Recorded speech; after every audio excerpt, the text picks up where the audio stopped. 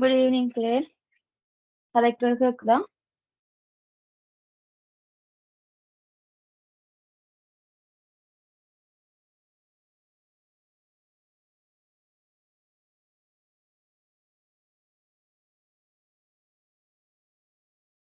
Claire கரெக்டாக கேக்குதா? on teacher. Okay. Video கிளியரா இருக்கா?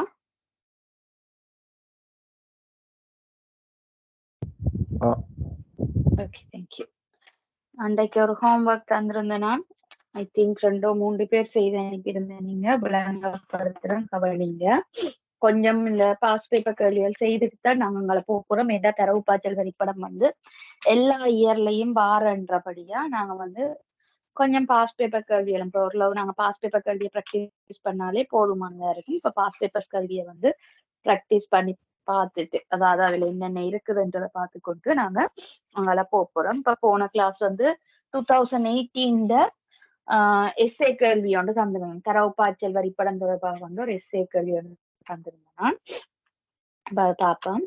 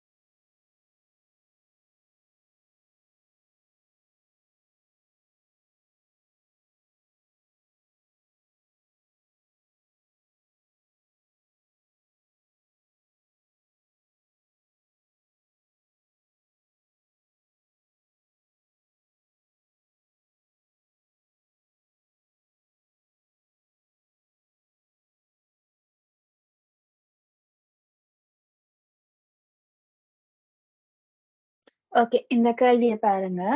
எங்களுக்கு இதுல தேவையான விஷயங்களை நோட் பண்ணி கொண்டு போறோம். அதுக்கு பிறகு கீழே பாத்தீங்கன்னு சொன்னா, நீங்க அந்த கேள்வியில கீழே அந்த எஸ்ஏ கேள்வியில பாத்தீங்கன்னு சொன்னா உங்களுக்கு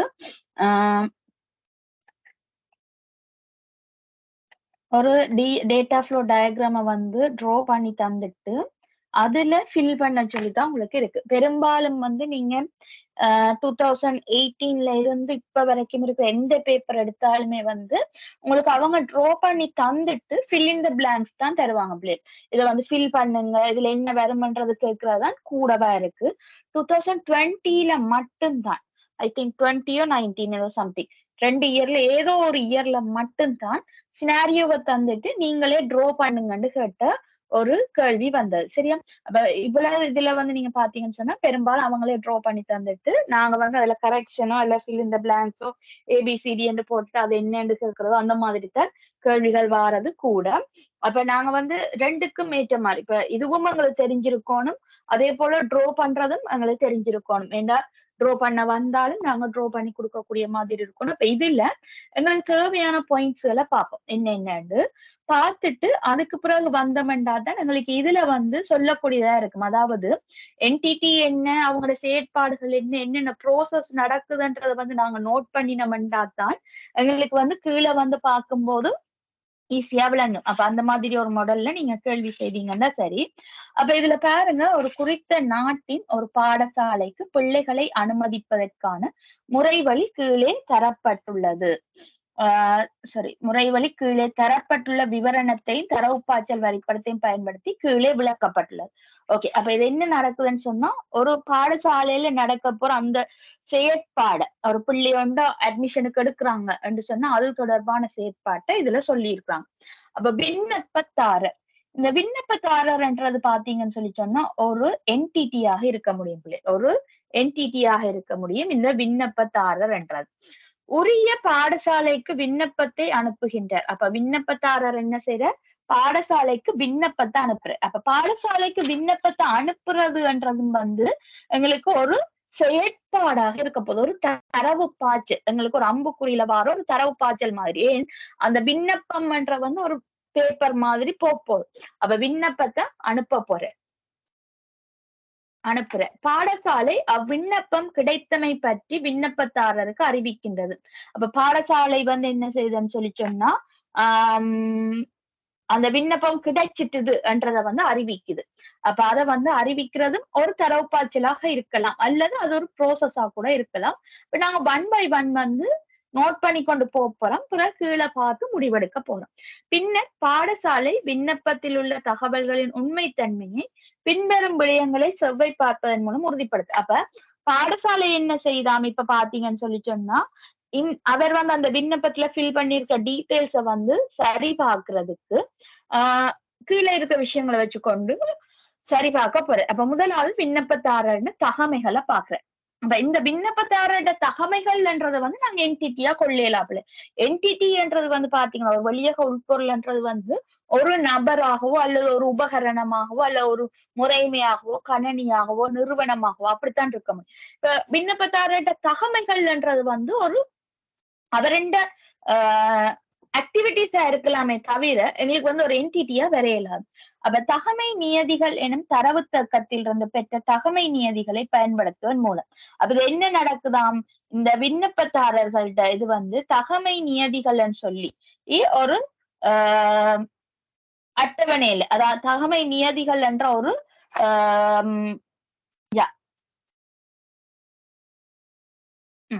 தகமை நியதிகள் என்ற ஒரு டேட்டா பேஸ்ல இருந்து எடுத்து என்ன செய்ய போறாங்கன்னா அதை செக் பண்றாங்க. அப்ப அது ஒரு முறை. அடுத்த தேர்தல் தொகுதியில பதிவு செய்திருக்கிறாங்களான்ற பாக்குறதுக்கு வந்து தேர்தல் அதிகாரிட்ட இருந்து. அப்ப இந்த தேர்தல் அதிகாரி என்றது ஒரு என்டிட்டியா வர முடியும். ஏன் அவர் ஒரு உயிருள்ள நபர் என்ன. அப்ப தேர்தல் அதிகாரிகிட்ட இருந்து என்ன செய்யறாங்கன்னு சொல்லி சொன்னா இந்த வாக்காளர் பட்டியலை பெற்று அதனூடாக செக் பண்றாங்க.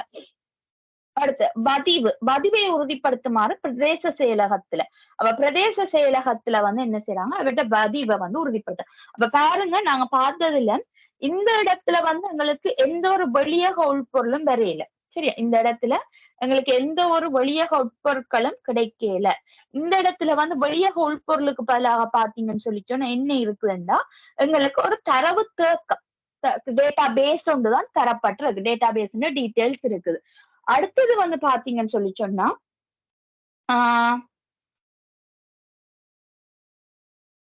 அடுத்ததுல பாருங்க எங்களுக்கு ஒரு என்டிடி ஒன்று வருது. தேர்தல் அதிகாரின்னு சொல்லி ஒரு என்டிடி வருது. பிரதேச செயலகம் வந்து அடுத்ததுல வருது. அப்ப இந்த மாதிரி இதை வச்சுக்கொண்டு நாம செய்ய போறோம். தகவல்களின் உண்மைத்தன்மையை உறுதிப்படுத்திய பின்னர் விண்ணப்பம் ஏற்றுக்கொள்ளப்படுகிறதா நிராகரிக்கப்பட்டுள்ளதான விண்ணப்பதாரருக்கு அறிவிக்கப்படும். அப்ப இனி என்ன செய்றாங்க அதை வந்து செக் பண்ணதுக்கு பிறகு இப்ப அந்த விண்ணப்பதாரருக்கு வந்து அறிவிக்கிறாங்களாம் இது ஏற்றுக்கொள்ளப்பட்டுட்டா அல்லது நிராகரிக்கப்பட்டிருக்குதா என்றது. ஏன்னா விண்ணப்பதாரருக்கு இருக்கு. அதே வேளை இது விண்ணப்பத்தில் குறிக்கப்பட்ட விண்ணப்ப விவரங்கள் அப்ப ஏற்றுக்கொள்ளப்பட்டுட்டா இல்லையான்றத வந்து என்ன செய்றாங்க அவங்களோட விண்ணப்பத்திலேயே குறிச்சிட்டு விண்ணப்ப விபரம் என்ற அந்த தரவு தேக்கத்துல கொண்டு சேமிக்கிறாங்க. தரவு தேக்கத்தில் விண்ணப்பங்கள் துவக்கி வைக்கப்படும். பாடசாலையில் செல்லுபடியான விண்ணப்பத்தை விண்ணப்ப விவரங்கள் எனும் தரவு தேக்கத்தில் இருந்து பெற்று அதாவது இந்த தரவு தேக்கத்துல இருந்து திருப்பி பெற போறாங்க. விண்ணப்ப விவரம் என்ற தரவு தேக்கத்துல இருந்து பெற்று தகுதி பெற்ற விண்ணப்பதாரர்களுக்கு நேர்முக பரீட்சைக்கு திகதி நிர்ணயிக்கப்பட போகுது. அப்ப இப்ப பாருங்க இன்னொன்று நேர்முக பரீட்சைன்னு ஒன்று வருது. அவங்களுக்கு வந்து திகதி நிர்ணயிக்கப்படும். விண்ணப்பதாரர்களை நேர்முக பரீட்சைக்கு அழைப்பதோடு நேர்முக பரீட்சைக்காக அழைக்கப்பட்ட விண்ணப்பதாரர்களின் பட்டியலை கல்வி அதிகாரிகளுக்கு அனுப்புகிறது. நேர்முக பரீட்சை நேர அட்டவணை நேர்முக பரீட்சை விவரம் என்ற அந்த தரவுத்தக்கத்தான் திறக்கி வைக்க போறான். அப்ப இவ்வளவு தான். இது ஒரு சிம்பிளான விவரணம். அப்ப இதை வந்து இனி என்ன செய்ய போறோம்னு பாத்தீங்கன்னு சொன்னா எங்களுக்கு நீங்க இதை வச்சுக்கொண்டே நீங்களே படிச்சதை வச்சு வடிவா ட்ரா பண்ணலாம். அவ்வளவுக்கு நீட்டா எக்ஸ்பிளைன் பண்ணிருக்காங்க. எங்களுக்கு அப்படி ட்ரா பண்ண தெரியலையேன்னு சொன்னா பாருங்க என்னென்ன இவங்க ட்ரா பண்ணிருக்காங்கன்றத அண்டர்ஸ்டாண்ட் பண்ணி பாருங்க. பாருங்க முதலாவது விண்ணப்பதாரர். நான் சொன்னா டூப்ளிகேட் என்டிட்டி போடலாம் எங்களுக்கு தேவையண்டான்னு சொல்லியிருந்தேனா. பட் இங்கே இந்த என்டிட்டிக்கு இப்படி போட்டிருக்கோம். ஓகே, இதுல எல்லாத்தையுமே டூப்ளிகேட் என்டிட்டியா போட்டிருக்கோம். ஐ திங்க் பிரிண்டிங் மிஸ்டேக்கா இருக்கணும். நான் எடுத்த பேப்பர்ல அது பிரிண்டட் பேப்பர்ன்றபடியா அது மிஸ்டேக் ஆயிருக்கும். அப்ப இது வந்து நார்மல் என்டிட்டி தான். நார்மலா இந்த என்டிட்டிக்கு பாருங்க விண்ணப்பதாரர், தேர்தல் அதிகாரி, பிரதேச செயலகம், கல்வி அதிகாரி. பாருங்க நாங்க மேல பார்த்ததுல எங்களுக்கு 4 என்டிட்டி தான் வந்தது.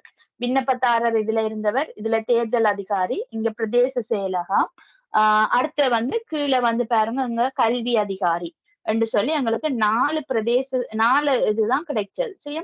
அப்ப அந்த 4 இதையும் தான் எங்களுக்கு இங்க வந்து என்டிட்டியாக போட்டிருக்காங்க. விண்ணப்பதாரர், கல்வி அதிகாரி, பிரதேச செயலகம், தேர்தல் அதிகாரி என்று சொல்லி 4 இதையும் போட்டிருக்காங்க. ஓகே. இப்ப பாருங்க முதலாவது விண்ணப்பதாரர் ஏ என்றதனூடாக விண்ணப்ப படிவம் கிடைத்தமை பற்றிய அறிவித்தலை முறை வழிப்படுத்தல். மேல இருக்க இந்த சினாரியோக்கு பாருங்க என்ன சொல்லி இருக்கிறாங்க. விண்ணப்ப படிவம் வந்து அனுப்புறார். அதாவது விண்ணப்பதாரர் பாடசாலைக்கு விண்ணப்பத்தை அனுப்புறார். அந்த பாடசாலை விண்ணப்பம் கிடைத்தமை பற்றிய விண்ணப்பதாரருக்கு அறிவிக்கின்றது. அப்ப விண்ணப்பதாரருக்கு அறிவிக்கின்றதுண்டா 2க்கும் நடுவுல அவர் அனுப்புறதுக்கும் இவர் சொல்றதுக்கும் எனக்கு கிடைச்சிட்டுதுன்னு சொல்றதுக்கும் இடையில என்ன செயற்பாடு நடந்திருக்கலாம். அப்ப இத பாருங்க எங்களுக்கு இங்க வந்து ஆஹ் 2மே வந்து ஒரு தரவு பாய்ச்சல் மாதிரி தான் வருது. அதை அனுப்புறதும் அறிவிக்கிறதும் தரவு பாய்ச்சல். அப்ப ப்ரோசஸ் பாக்ஸுக்கு என்ன போட்டிருக்காங்க பாருங்க. விண்ணப்ப படிவம் கிடைத்தமை பற்றிய அறிவித்தலை முறைவழிப்படுத்த. அப்ப அந்த அறிவித்தல் செய்யறதுக்கான ஒரு ப்ரோசஸ் வந்து அவர் நடைமுறைப்படுத்துறதான் வேலை. அப்ப இந்த ஏயும் பியும் நாங்க ஈஸியா ஐடென்டிஃபை பண்ணலாம் பிள்ளை. ஏ வந்து பாருங்க இப்ப ஏ வந்து விண்ணப்ப படிவமாக இருக்கும். அப்ப விண்ணப்பம் அல்லது விண்ணப்ப படிவம் வந்து உங்களுக்கு ஆன்சர் வரும் இதுக்கு ஏக்கு. விண்ணப்ப படிவம். அதே போல பி வந்து விண்ணப்ப படிவம் கிடைச்சதுக்கான அறிவித்தல். அப்ப விண்ணப்பம் ஒப்புக்கொள்ளுதல் அல்ல அறிவித்தல், விண்ணப்ப அறிவித்தல் அப்படி ஏதாவது எழுதினீங்கன்னா சரி.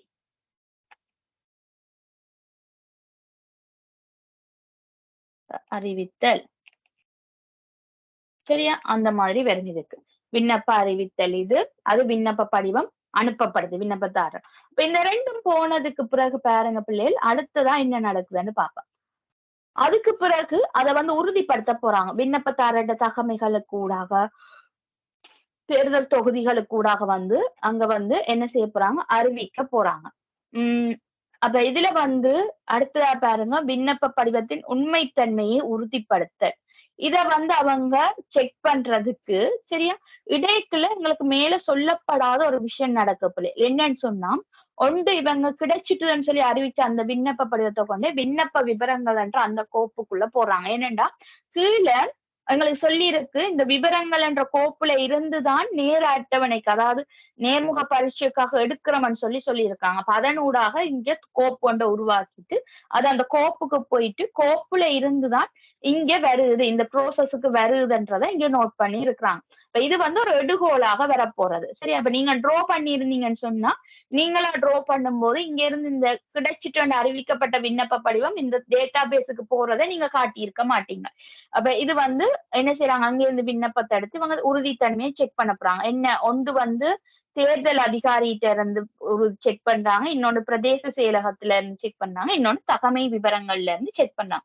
அப்ப தகமை விவரங்கள்ல இருந்து என்ன செய்யறாங்க அவங்களோட தகமை நியதிகளை பெறுறாங்க. ஏன்னா இந்த அங்க போட்டிருக்கான் பாருங்க தகமை நியதிகள் எனும் தரவுத்தக்கத்தில் இருந்து பெற்ற தகமை நியதிகளை பயன்படுத்துவதன் மூலம். அப்ப தகமை நியதிகள் சி வந்து என்னவா இருக்க போன்னு பாத்தீங்கன்னா எங்களுக்கு தகமை நியதிகளாக இருக்க போகுது.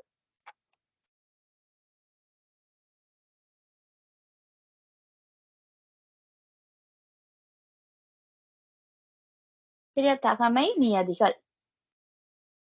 அடுத்தது வந்து பாருங்க அந்த நியதிகளை பெற்றுட்டாங்க. அடுத்ததா வந்து எங்களுக்கு எங்க போறாங்க தேர்தல் தொகுதி தேர்தல் அதிகாரியிடமிருந்து வாக்காளர் பட்டியலை கோருவதன் மூலம். அப்ப வாக்காளர் பட்டியலை வந்து தேர்தல் அதிகாரியிட்ட இருந்து கேட்கிறாங்க. அப்ப வாக்காளர் பட்டியலை வர என்னென்னு எழுதுவோம் இந்த அம்புக்குறியிலேண்டா வாக்காளர் பட்டியலை கோருதல் வாக்காளர் பட்டியல் என்று வரப்போகுது. அப்ப கோருதல் என்ற வசனம் இந்த டி ஆக இருக்க போது இல்ல வாக்காளர் பட்டியல் வந்து அந்த தேர்தல் அதிகாரி கொடுக்கிற மாதிரி வரப்போகுது.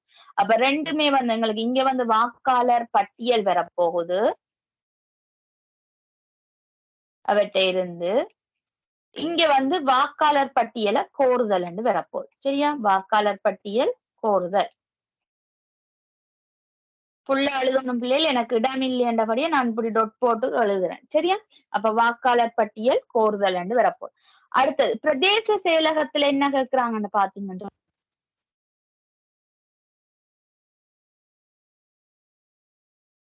கதைக்கிற கேக்குதா? ஓகே. அடுத்து பிரதேச செயலகத்திட்ட என்ன செய்யறாங்க பதிவை உறுதிப்படுத்துறதுக்காக கோருறாங்க. அப்ப இதுக்கு என்ன செய்ய போறோம் பதிவை உறுதிப்படுத்த கோரல் அப்ப பதிவு உறுதிப்படுத்தல் சொல்லி அவங்களுக்கு அம்புக்குறி வரப்போகுது. சரி அப்ப பதிவை உறுதிப்படுத்த கோரல்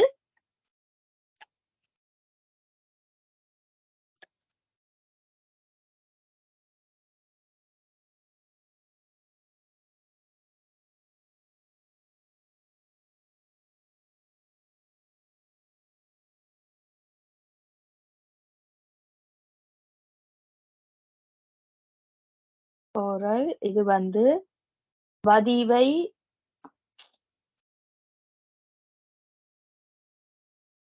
உறுதிப்படுத்தல் இந்த அம்புக்குறி வரப்போகுது. சரியா? இது முடிச்சு அதுக்கு பிறகு பாருங்க எங்களுக்கு பதிவு கேட்டதுக்கு பிறகு அடுத்த வசனமா வந்து தகவல்களின் உண்மைத்தன்மையை உறுதிப்படுத்திய பின்னர் விண்ணப்பம் ஏற்றுக்கொள்ளப்படுகிறதா நிராகரிக்கப்பட்டுள்ளதா என விண்ணப்பதாரருக்கு அறிவிக்கப்படும். அதே வேளை அது விண்ணப்பத்தில் குறிக்கப்பட்டுள்ள விண்ணப்ப விவரங்கள் என தரவு தேக்கத்தில் விண்ணப்பங்கள் தேக்கி வைக்கப்படும். அப்ப என்ன செய்ய போறாங்களாம் இதுல இருந்து இனி விண்ணப்பதாரருக்கு அறிவிக்கப்படும். அப்ப என்ன சொல்றாங்க ஏற்றுக்கொள்ளப்பட்டதா இல்ல நிராகரிக்கப்பட்டுள்ளதான்றத சொல்றாங்க. அதான் முதலாவது வருத்தம் வடிவ இந்த ப்ரோசஸ் போகுது. இங்க இருந்து விண்ணப்பதாரருக்கு ஏற்றுக்கொள்ளப்பட்டுள்ளதா அல்லது நிராகரிக்கப்பட்டுள்ள நிலை என்று சொல்லி சரி ஏற்றுக்கொள்ளல் அல்ல நிராகரிக்கப்பட்டுள்ள நிலை வந்து சொல்லப்பட போகுது. அது சொல்லுது. சொன்னது மட்டுமல்லாமல் இங்க இருந்து என்ன நடக்க போது அங்க போய் சுவமிக்கப்படும். அப்ப இங்க பாருங்க ஏற்றுக்கொண்டவை நிராகரித்த பற்றிய நிலைமை வந்து இங்க போகுது. அப்ப இதே வசனத்தையே வந்து நாங்க இந்த இடத்துல எச்சுக்கு எழுதி கொள்ளலாம். அவங்க தந்த அதே வசனம் தானே அப்ப அதை வந்து இதுலயே எச்சுல நாங்க எழுதி கொள்ளலாம் பிள்ளை இல்லை. அதுதான் நான் இங்க ஏற்றுக்கொள்ளல் அல்ல நிராகரித்தல் நிலை என்று போட்டிருக்கேன். அவங்க வந்து நிராகரித்தமை பற்றிய நிலைமை என்று எழுதியிருக்காங்க. அது போய் சுவமிக்கப்படுது. சுவமிக்கப்பட்டதுக்கு பிறகு அடுத்த வசனம் சொல்லி இருக்கிறாங்க பாடசாலையில் செல்லுபடியான விண்ணப்பத்தை விண்ணப்ப விவரங்கள் எனும் தரவுத்தக்கத்திலிருந்து பெற்று தகுதி பெற்ற விண்ணப்பதாரர்களுக்காக நேர்முக பரீட்சைகளுக்கு திகதி நிர்ணயிக்கப்பட போகுது. அப்ப அதுல இருந்து பெற்று என்ன செய்யறாங்க தகுதி பெற்ற விண்ணப்பதாரர்கள் போறாங்க. அது வந்து இந்த ப்ரோசஸ் நேர்முக பரீட்சை நேர அட்டவணையை முறை வழிப்படுத்தல் என்ற அந்த ப்ரோசஸ உருவாக்கிட்டு அதுல இருந்து இந்த இது வந்து அவங்களுக்கான நேர அட்டவணையை உருவாக்கி அது என்ன செய்யறாங்க பாருங்க விண்ணப்பதாரர்களோட பட்டியலை கல்வி அதிகாரிக்கு அனுப்புற. அப்ப இங்க வந்து ஜே என்றது வந்து பாத்தீங்கன்னா விண்ணப்பதாரரோட பட்டியலாக இருக்க போகுது. விண்ணப்பதாரர் பட்டியலாக இருக்க போகுது. அதே போல நேர்முக பரீட்சை விவரங்களுக்கு பாருங்க நேர்முக பரீட்சை நேர அட்டவணை வந்து இந்த தரவுத்தக்கத்துக்கு போகுது. அப்ப கே வந்து பாத்தீங்கன்னா நேர அட்டவணையாக இருக்க போகுது. சரியா பிள்ளைகள் விளங்கிச்சா நான் என்னென்ன வசனம் அங்க இருந்து எடுத்தேன் நான் ஏதாவது டவுட் இருக்கா அதுல?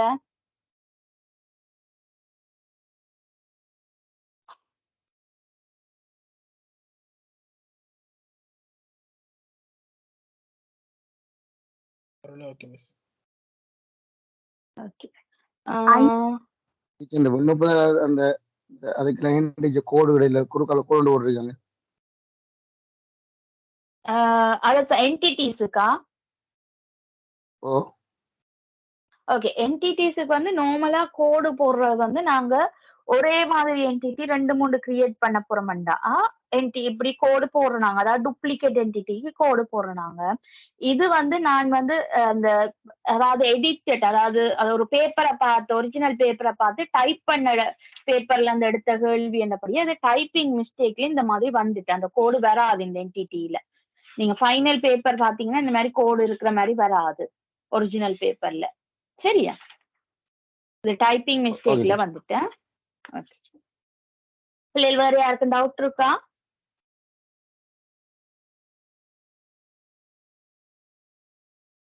ஓகே. அப்ப அடுத்த ஐயிக்கா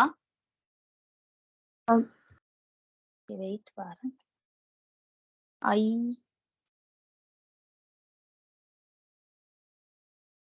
ஏபி ஐ இங்க இருக்கு. விண்ணப்பதாரர்கிட்ட இருந்து நேர்முக பரீட்சை அம்புக்குறி மாறி இருக்கா? மாறி வரணும். இதுல மாறி அதான் டைப்பிங்ல வந்து அம்புக்குறி மாறிட்டு இதுல ஐக்கு வந்து என்ன நடக்க போகுது, இந்த நேர அட்டவணை, அதாவது அவர் இந்த நேர அட்டவணை எப்ப அவருக்கு இதன்னு சொல்லி நேர்முக பரீட்சை என்ற நேர அட்டவணை போகணும். அப்ப ஐ வந்து ஆஹ் நேர அட்டவணை என்ற வசனம் வரப்போது அல்லது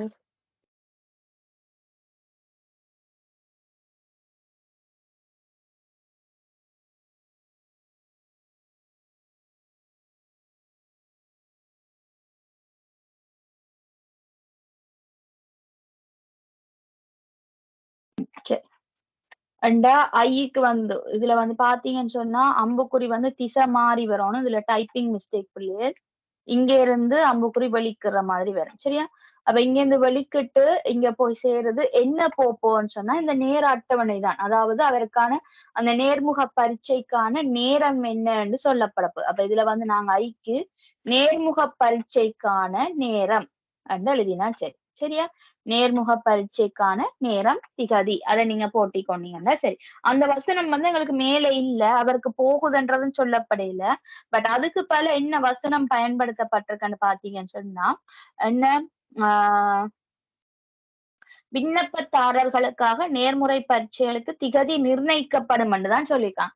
அப்ப அதுக்கு வந்து அவங்கள வந்து அதுக்கு நிர்ணயிக்கப்பட்டு விண்ணப்பதாரர்களை நேர்முக பரீட்சைகளுக்காக அழைப்பதோடு அந்த அழைப்பதோடு என்ற அந்த வசனத்தை தான் இதுல உங்களுக்கு இந்த மாதிரி அம்புக்குறியில போட்டிருக்காங்க. அதுல வந்து நேர்முக பரீட்சைக்கான நேரம் திகதி அந்த மாதிரி நீங்க எழுதினீங்கன்னு சொன்னா இந்த ஐக்கானது சரி. சரியா பிள்ளையே? ஓகேயா? ஓகே. அடுத்த கேள்விக்கு போவோம். பிள்ளைகள் உங்களுக்கு இப்ப நோன்பு காலம் என்றபடியா தான் ஒரு 7:30க்கு கிளாஸ் போட்டிருக்கேன். நோன்பு முடிய விட்டு நார்மல் டைமுக்கு வந்துடும் பிள்ளைகள் 7க்கு கிளாஸ் வந்துடுமா? சரியா? ஸோ இதே ஃபிக்ஸ்டுன்னு சொல்லி நினைச்சிடாதீங்க. இதே டைம் தானேன்னா அதுக்கு தான் சொல்றேன்.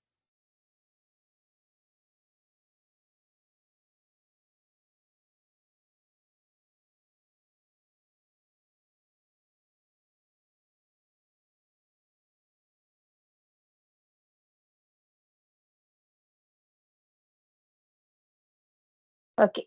இந்த கேள்வி பாருங்க பிள்ளைகள். இது 2019ல வந்த ஒரு எஸ்ஏ கேள்வி. இது வந்து உங்களுக்கு முதல்ல வந்து எங்களுக்கு இந்த சூழல் வரைபடம் வந்து அதாவது சந்தர்ப்ப வரைபடம் என்ற அது வருது. அதுக்கு அப்புறம் டேட்டா ஃப்ளோ டயக்ராம் வருது. 2மே சேர்ந்த மாதிரி கேள்விதான். ஒரு எஸ்ஏ கேள்வி. சரியா? அப்ப நாங்க ஃபுல்லாவே பார்ப்போம். அப்ப 2019 பேப்பர் கையில வச்சிருக்கிறார்கள் கேள்வி எழுத தேவையில்ல பிள்ளைகள். கேள்வி எழுதாம ஆன்சரை மட்டும் செய்துட்டு போட்டோ எடுத்து அனுப்புங்க. கேள்வி கையில இல்ல, உங்கள்ட்ட பேப்பர் இல்லையென்றாக்கள் உங்களோட இயர் நம்பர் எல்லாம் போட்டுட்டு இந்த கேள்வி எழுதி செய்யுங்க பிள்ளை. சரியா? அதே போல கேள்வி எழுதாம செய்யறாக்கள் வந்து இயர் கேள்வி இந்த நம்பர் எல்லாம் வடிவ விளக்கமா கொப்பியில எழுதி போட்டு பிறகு கேள்வியை செய்யுங்க.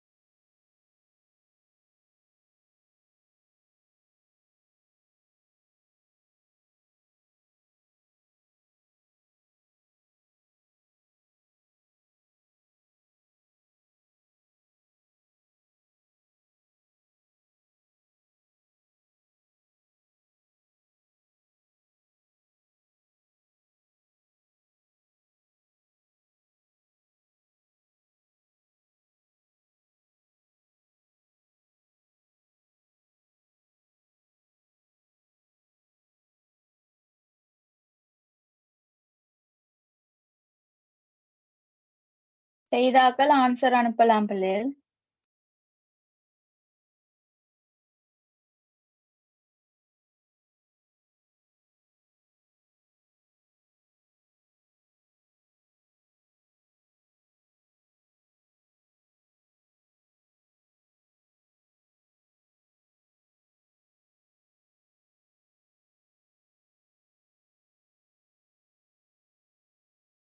டீச்சர் ஓ சொல்லுங்க. இதுல ஏன் டீச்சர் டூப்ளிகேட் ஆக்கி போட்டிருக்காங்க நோயாளிய? அதுதான் நான் சொன்னேன். இது வந்து ஒரிஜினல் பேப்பர் இல்ல. நீங்க ஒரிஜினல் பேப்பர்ல வந்து பாத்தீங்கன்னு சொன்னா சரியான இதுல வந்து உங்களுக்கு டூப்ளிகேட் ஆகி இருக்காது. இது வந்து டைப்பிங் மிஸ்டேக்ஸ்ல வந்து டூப்ளிகேட் ஆகி வருது. இப்ப நீங்க 2021 பேப்பர்லாம் பாத்தீங்கன்னு சொன்னா அதுல எங்களுக்கு நீட்டா இருக்கும். 21ல எல்லாம் பாருங்க எங்களுக்கு டூப்ளிகேட் ஆகி வராது. இது வந்து நான் ஒரிஜினல் பேப்பர்ல எடுத்தது. அப்ப அது வந்து எங்களுக்கு அதுதான் அப்போ நான் சொல்லிட்டு இருக்கேன். இது டைப்பிங் மிஸ்டேக். நீங்க அத டூப்ளிகேட்டா எடுக்காதீங்க. டூப்ளிகேட்டா எடுக்காம எங்களுக்கு வந்து நீங்க ஆ டூப்ளிகேட்டா எடுக்காம அத வந்து நீங்க ஒரிஜினலாவே நீங்க ரவுண்ட் மட்டும் போட்டுக்கொள்ளுங்க. அப்படித்தான் நான் சொல்லிட்டு இருக்கேன். சரியா?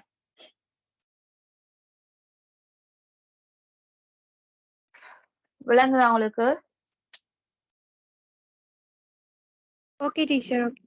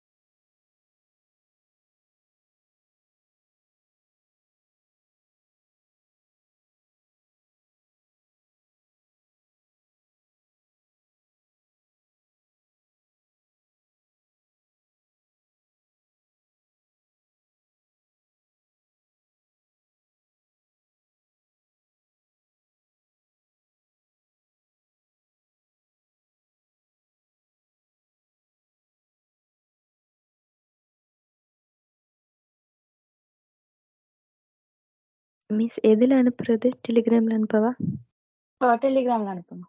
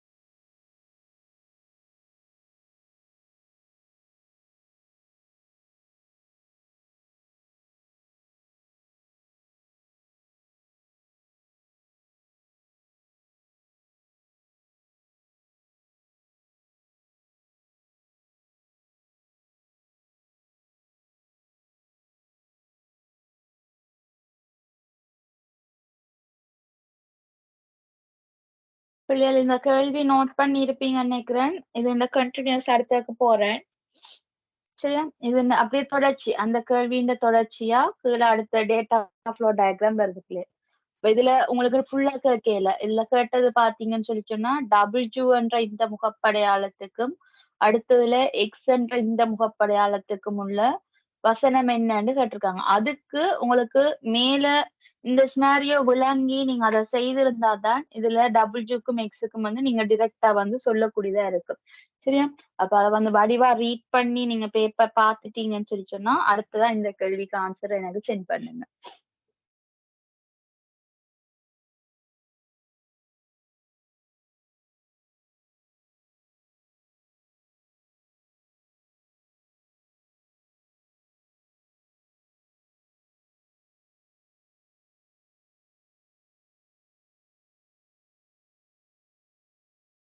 மிஸ் விளங்கல நீங்க சொன்னது. நீங்க கேள்வியை வாசிச்சாலே விளங்கும் நினைக்கிறேன்.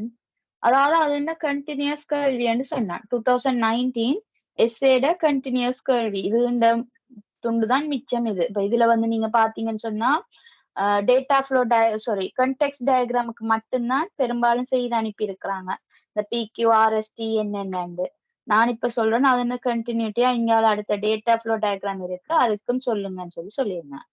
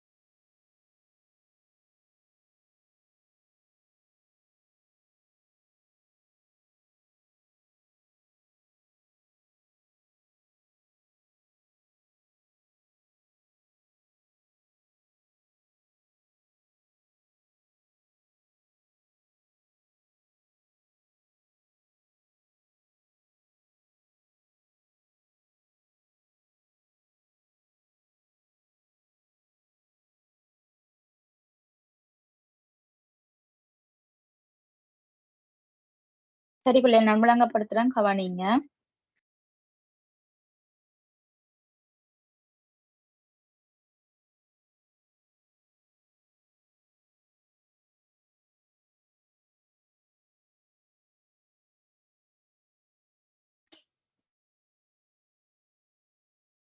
ஓகே, இதுல பாருங்க, எங்களுக்கு ரெண்டும் சேர்ந்த கேள்வி பிள்ளைகள். சந்தர்ப்ப வரைபடமும் டேட்டா ஃப்ளோ டயக்ராமும் சேர்ந்த கேள்வி. அதுல பாருங்க, குருதி சோதிக்கப்படும் நிலையம் ஒன்றில் பின்வரும் செயற்பாடுகள் நடைபெறுகின்றன.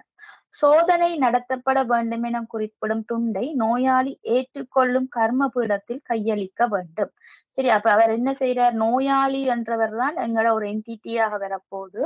அது வந்து ஏற்றுக்கொள்ளும் கர்ம பீடத்துல வந்து அவர் என்ன செய்யறாராம், அந்த சோதனை நடத்தப்படணும் என்ற அந்த இதை வந்து கையளிக்க வேண்டிய இருக்குது. சரி, அப்ப சோதனை நடத்தப்பட வேண்டும்னு சொல்ற அந்த பற்றுச்சீட்டையோ இல்ல சம்திங் ஏதோ ஒரு துண்டை வந்து அவர் என்ன செய்யறார்? இந்த கர்ம பீடத்துல கையளிக்கிறார்.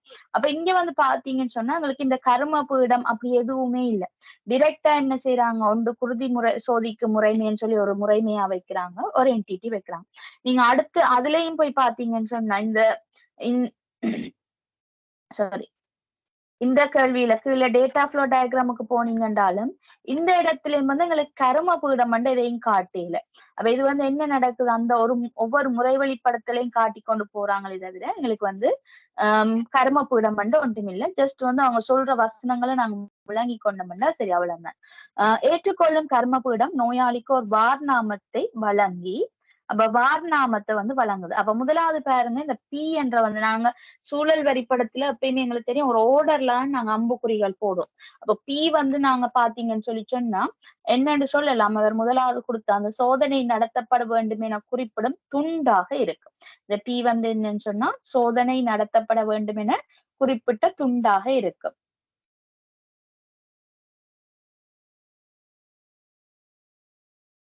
சரியா? அவ்வளவு வசனமும் நீங்க இந்த பிக்கு எழுதுவீங்க. அடுத்த கியூ வந்து என்னவா இருக்கும் என்றால் வார் நாமமாக இருக்க போகுது. சரியா? வார் நாமம்ன்றது இன்வாய்ஸ வந்து வார் நாமம்னு சொல்றாங்க. வார் நாமம். சரியா? அடுத்ததாக பாருங்க, எங்களுக்கு இந்த வார் நாமம் கொடுத்ததுக்கு பிறகு ஏற்றுக்கொள்ளும் கர்மபடம். ஓகே, அதன் ஒரு நகலை காசாளருக்கு அனுப்புங்க. அப்போ ஒரு நகல் காசாளருக்கு அனுப்புறதுன்ற வந்து எங்களுக்கு இங்க தேவையில்லை. எங்களுக்கு இங்க இந்த இடத்துல தேவையில்லை. ஏன்னு சொல்லி சொன்னா எங்களுக்கு நோயாளிக்கும் முறைமைக்கும் இடையில நடக்கல, அது காசாளருக்கு தான் அனுப்பப்பட போகுது. அப்ப எங்களோட டேட்டா ஃப்ளோ டயக்ராம்ல காசாளர் என்ற ஒரு சந்தர்ப்பம் வந்திருக்குமா இருந்தால் அந்த இடத்துல கொடுக்கப்பட வேண்டி இருக்கும். அப்ப நாங்க 1 by 1 வருவோம். சரியா? அப்ப பாப்போம், அதுலயும் மேபி வரலாம் அந்த ப்ரோசஸ், அதுக்காக அது வரட்டும். நோயாளி வார்நாமத்தை செவ்வை பார்த்து அங்கீகரித்த பின்னர் அதனை கொடுப்பனவுடன் காசாளரிடம் கையளிக்க வேண்டும். அப்ப என்ன செய்யற? அங்கீகரிக்கப்பட்ட வார்நாமமும் கொடுப்பனவும் அந்த முறைமைக்கு போகுது. இப்ப நோயாளி அதை கொடுக்குது. கொடுத்ததுக்கு பிறகு பாருங்க, காசாளர் நோயாளிக்கு ஒரு பற்றுச்சீட்டை வழங்கி அதன் ஒரு நகலை ஆய்வுக்கூடத்துக்கு அனுப்புறேன். அப்ப அது இந்த நகல் ஆய்வுக்கூடத்துக்கு போகுது, அது எங்களுக்கு தேவையில்லை. அப்ப பற்றுச்சீட்டு வந்து இந்த நோயாளிக்கு வருது. சரி, அப்ப ஆர் வந்து பற்றுச்சீட்டாக இருக்க போகுது. அடுத்தது பாருங்க, அதன் ஒரு நகலை நோயாளி பற்றுச்சீட்டை ஆய்வுக்கூடத்தில் கையளிப்ப. அப்ப அந்த பற்றுச்சீட்டை ஆய்வுக்கூடத்துல கையளிக்கிற செயற்பாடு இந்த இதுல போகுது. அடுத்தது என்ன நடக்குது? ஆய்வுக்கூடத்தில் நோயாளி உறுதிப்படுத்தப்பட்டு குருதி சோதனை செய்யப்பட்ட பின்னர் நடைபெற்றது என குறிப்பிட்ட இற்றைப்படுத்திய பற்றுச்சீட்டு நோயாளியிடம் கையளிக்கப்படும். அப்ப இற்றைப்படுத்திய பற்றுச்சீட்டு எங்களுக்கு போகுது. ஆய்வுக்கூடத்திலிருந்து ஏற்றுக்கொள்ளும் கர்ம பீடத்திற்கு அறிக்கை அனுப்பப்படும். ஓகே, ஆய்வுக்கூடத்துல இருந்து ஏற்றுக்கொள்ற கர்ம பீடத்துக்கு அறிக்கை அனுப்பப்படும். அப்ப அறிக்கை வந்து அங்க அனுப்பப்படுறது உங்களுக்கு இங்க காட்டப்படாது. அப்ப எஸ் வந்து எங்களுக்கு அந்த அறிக்கை இந்த இடத்துல, அதாவது இந்த வசனத்தின்படி வராது. அப்ப அடுத்ததாக என்ன வருதுன்னு பார்ப்போம். பின்னர் நோயாளி ஏற்றுக்கொள்ளும் கர்மபுடத்தில் இச்சைப்படுத்திய பற்றுச்சீட்டை கையளித்ததும் அக்கர்மபுடம் வழங்கப்பட்டது என மீள் இச்சைப்படுத்திய பற்றுச்சீட்டுடன் அறிக்கையை நோயாளிக்கு வழங்குகிறது.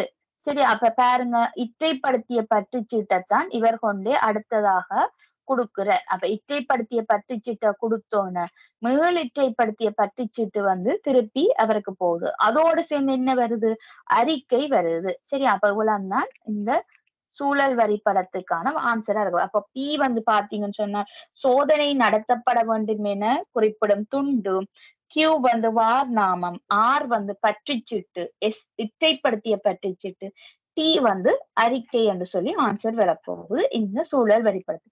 அதை தொடர்ந்து கீழே வார இந்த இதுக்கு போவோம். மேலே தரப்பட்ட விளக்க உரையிலிருந்து தவறியுள்ள 5 தரவு பாய்ச்சல். ஓகே, அது மேல சொல்லப்படும். மேற்குறித்த சந்தர்ப்ப வரிப்படத்திற்குரிய தரவு பாய்ச்சல் வரிப்படத்தின் முதலாம் மட்டம் கீழே ஒரு 2 காட்டப்பட்டுள்ளது. அப்ப மேல நாங்க வரைஞ்ச இந்த சந்தர்ப்ப வரிப்படத்தோட தொடர்பு படுத்தி தான் இந்த எங்களுக்கு வரப்போகுது. அப்ப நீங்க கண்டு வச்சு கொஞ்சம் பொறுமை பிள்ளைகள் வாரேன்.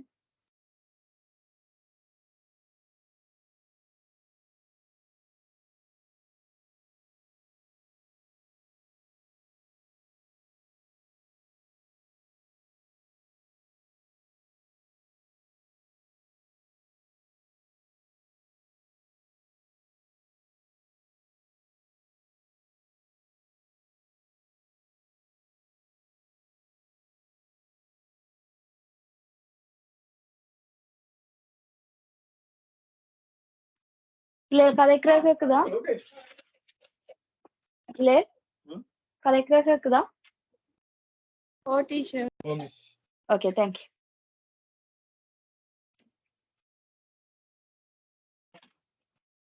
சரி, அப்ப இது மேலே இருக்கிற அந்த சந்தர்ப்ப வரிப்படத்தோட தொடர்பு படுத்தித்தான் என்றபடியா எங்களுக்கு பெரும்பாலும் இந்த PQRSTN இதுல இருக்கக்கூடிய அதே எழுத்துக்கள் தான் பிள்ளைகள் இங்கேயும் வரப்போகுது. PQRST என்ற அவ்வளவு இதுகளும் எங்களுக்கு வரப்போகுது. அப்ப அதை தவிர்த்து இருக்கிற அந்த 2 எழுத்துக்கும் தான் எங்களுக்கு இங்க கேள்வியில வந்து பாத்தீங்கன்னா பாருங்க, டபிள்யூக்கும் எக்ஸுக்கும் என்னென்னன்ற வந்து கேட்கப்பட்டு இருக்கு.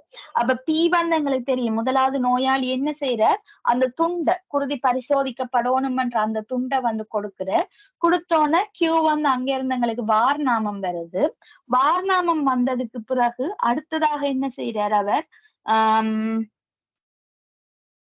அதுக்கு பிறகு ஓகே வார்நாமம் வருது. அதே வார்நாமம் வந்து பாருங்க எங்களுக்கு அதுல சொல்லப்பட்டிருக்கு வசனத்துல, வார்நாமம் கொடுக்கப்படுறதோட செவ்வை பார்த்து அங்கீகரித்த பின்னர் அதனை கொடுப்பனவுடன் காசாளரிடம் அளிக்க வேண்டும். அது ஓகே. அதன் ஒரு நகலை காசாளருக்கு அனுப்புகிறது. அப்ப வார்நாமம் வந்து பாருங்க, அந்த கியூன்ற வார்நாமம் நோயாளிக்கு வர்ற மாதிரி முறைமைக்குள்ள காசாளருக்கு போறதும் உங்களுக்கு காட்டப்பட்டு இருக்குது. சரி, அப்ப இங்க டபிள்யூன்றது என்னவா வரலாம் என்று யோசிப்போம். சரி, என்ன வசன நடை எங்களுக்கு வரலாம் டபிள்யூ என்ன காசாளர்ன்றது ஒரு என்டிட்டியா தான் பெரியலாம், ப்ரோசஸா சொல்லலாது. அப்ப டபிள்யூக்கு வந்து நாங்க வந்து இங்க காசாளர் என்ற வசனத்தை பாவிக்க இயலாது. அப்ப அது இருக்கட்டும். காசாளர் நோயாளிக்கு ஒரு பற்றுச்சீட்டை வழங்கி அதனை ஒரு ஓகே. அப்ப அவர் வந்து என்ன செய்யறாரு, அந்த நோயாளி வந்து வார்நாமத்தோட போயிட்டு காசாளருக்கு வந்து அந்த பற்றுச்சீட்டோட அதை அங்கீகரித்த அந்த பற்றுச்சீட்டோட சேர்த்து அங்கீகரித்த வார்நாமத்தோட சேர்த்து கொடுப்பனவு கொடுக்கிறாருன்னு சொல்லப்பட்டிருக்கு. பாருங்க, இந்த அதன் ஒரு நகலை காசாளருக்கு நோயாளி வார்நாமத்தை செவ்வை பார்த்து அங்கீகரித்த பின்னர் அதனை கொடுப்பனவுடன் காசாளரிடம் கையளிக்க வேண்டும். அப்ப பாருங்க, இந்த குருதி பரிசோதனைக்காக இந்த வார்நாமம் எப்படி காசாளர்ட்ட போகுதோ அது போல அந்த வார்நாமத்தை அங்கீகரிச்சு நோயாளி என்ன செய்யணும், கொடுப்பனவு கொடுக்கணும். அப்ப இந்த எக்ஸ்ன்றது வந்து எங்களுக்கு ஈஸியா கண்டுபிடிக்கலாம். பாருங்க, இந்த நோயாளிகிட்ட இருந்து இந்த காசாளர் இந்த வார்நாமம் போன இந்த ப்ரோசஸுக்கு போகக்கூடிய ஒரே ஒரு அம்புக்குறிதான் இருக்கு, அதுதான் எக்ஸ். என்ன கொடுத்தவர் நோயாளி காசாளர்ட்ட, அங்கீகரிக்கப்பட்ட வார்நாமம் பிளஸ் கொடுப்பனவு கொடுத்தவர். அப்ப அதைத்தான் நாங்க இங்க எழுத போறோம். அப்ப அங்கீகரிக்கப்பட்ட எக்ஸ் வந்து கண்டுபிடிச்சிட்டோம். அங்கீகரிக்கப்பட்ட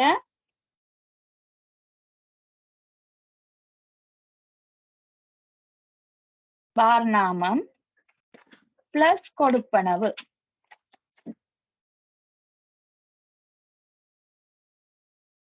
ரெண்டும் கொடுக்கப்பட போகுது. அப்ப எக்ஸ் கண்டுபிடிச்சாச்சு, மிச்சம் எல்லாமே எங்களுக்கு தெரியும். என்ன எக்ஸ் கண்டுபிடிச்சிட்டோம், அது போயிட்டுது. அதுக்கு பிறகு எங்களுக்கு என்ன நடக்க போகுது, அதுல இருந்து அவருக்கு ஒரு பற்றுச்சீட்டு வரப்போகுது. அப்ப இங்க இருந்து காசாளர்கிட்ட இருந்து ஒரு பற்றுச்சீட்டு வருது. அந்த பற்றுச்சீட்டை பெற்றதுக்கு பிறகு எஸ் வந்து என்ன செய்வார், அந்த பற்றுச்சீட்டை அதாவது அவர் வந்து செக் பண்ணிட்டு அடுத்ததாக கொடுக்கிறது. அதான் இப்ப இங்க நடக்குது. இட்டைப்படுத்திய பற்றுச்சீட்டு போகுது. அப்ப மேல கண்டதெல்லாம் எங்களுக்கு சரி. இப்ப டபுள் ஜூக்கு வருவோம். காசாளர் பேர் எழுத இயலாது. ஆனா இங்க என்னென்ன நடக்குது, வார்நாமத்தை பெற்றவர் பிளஸ் வந்து இவர் கொடுப்பனவை பெற்றவர், அதோட இந்த பற்றுச்சீட்டு கொடுப்பனவை பெற்றுட்டு பற்றுச்சீட்டை வந்து கொடுக்குறேன். அப்ப இதுக்கு வந்து டபுள் ஜூக்கு நாங்க என்ன எழுதலாம்னு சொன்னா, இந்த கொடுப்பனவை முறைவழிப்படுத்தல் என்று எழுதலாம். அப்ப டபுள் ஜூ வந்து எங்களுக்கு கொடுப்பனவு என்ற வசனமாக வரப்போகுது. அவ்வளவுதான் விஷயம். மேல நீங்க எல்லாத்தையும் சரியா கண்டுபிடிச்சிருந்தீங்கன்னா இந்த டபுள் ஜூவையும் எக்ஸையும் கண்டுபிடிக்கிறதுக்கு உங்களுக்கு ஈஸியா இருக்கு. விளங்குதா பிள்ளைகள் என்ன நடந்தது? ஏதாவது டவுட் இருக்கா இதுல?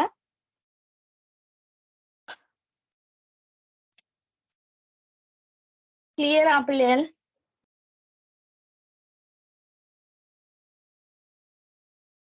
ஓகே.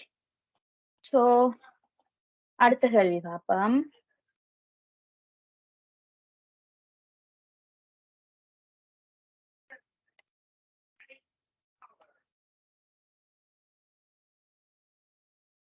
இதுதான் பிள்ளை இந்த 2020ஆம் ஆண்டு கேள்வி. இது நீங்க பாத்தீங்கன்னு சொல்லி சொன்ன 2020ஆம் ஆண்டு வந்து எஸ்ஏ கேள்வி. இது வந்து நாங்களே சந்தர்ப்ப வரைபடமும் டேட்டா ஃப்ளோ டயக்ராமும் நாங்களே கீறோம். அப்ப நீங்க அதை வந்து வடிவா ரீட் பண்ணி வடிவா எடுத்தீங்கன்னா தான் உங்களுக்கு ரெண்டையும் ஈஸியா கீறக்கூடியதா இருக்கும். சோ நீங்களா கீறிட்டு எனக்கு போட்டோ எடுத்து அனுப்புங்க. சரியா?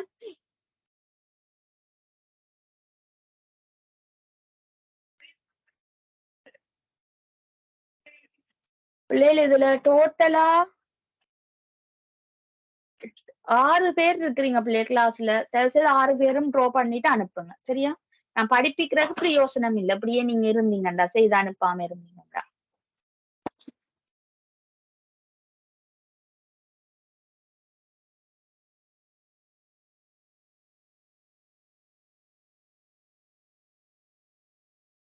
மிஸ் இந்த கேள்விக்கு எவ்வளோ மிஸ் மார்க்ஸ் கொடுப்பாங்க?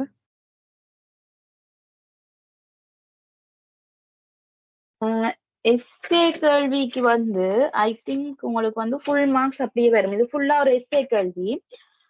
உங்களுக்கு எஸ்ஏக்கு 15 மார்க்ஸ் நினைக்கிறேன். அப்படியே 15 மார்க்ஸ் வரும் உங்களுக்கு. சரியா?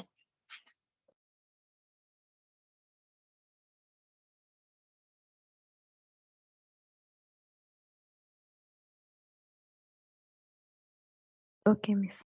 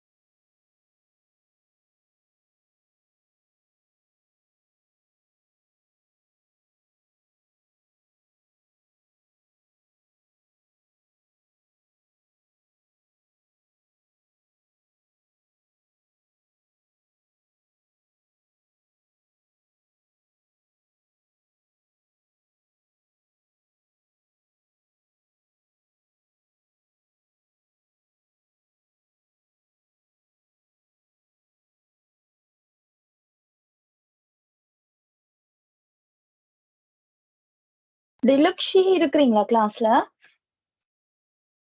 ஓ டீச்சர்.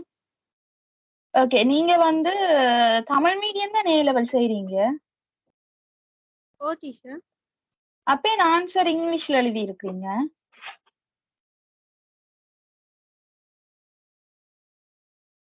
சாரி டீச்சர், தமிழ்ல எழுதுறேன். ஓகே.